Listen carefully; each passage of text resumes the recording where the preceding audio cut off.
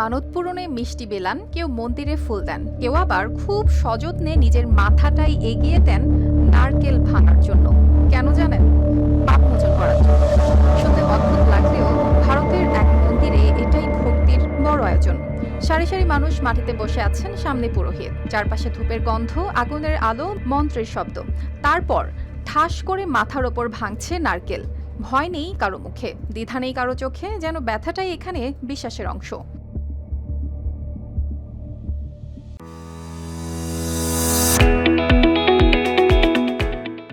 ভারতের শ্রী মহালক্ষ্মী মন্দিরে বার্ষিক আদি পেরুক্কু উৎসব ঘিরে হাজারো ভক্ত জড়ো হন মন্দির প্রাঙ্গণে।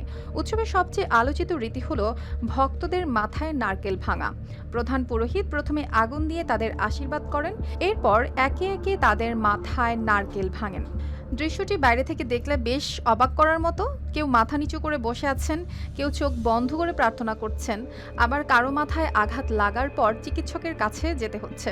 ফুটেজে দেখা যায় কিছু ভক্ত আহত হয়েছেন ও তাদের চিকিৎসাও দেওয়া হয়েছে, কিন্তু তবু ভক্তদের ভিড় কমেনি। ভক্তদের বিশ্বাস, এই আচার শুধু নারকেল ভাঙা নয়, এটি অতীতের পাপ, কষ্ট ও ভুল থেকে মুক্ত হওয়ার প্রতীক।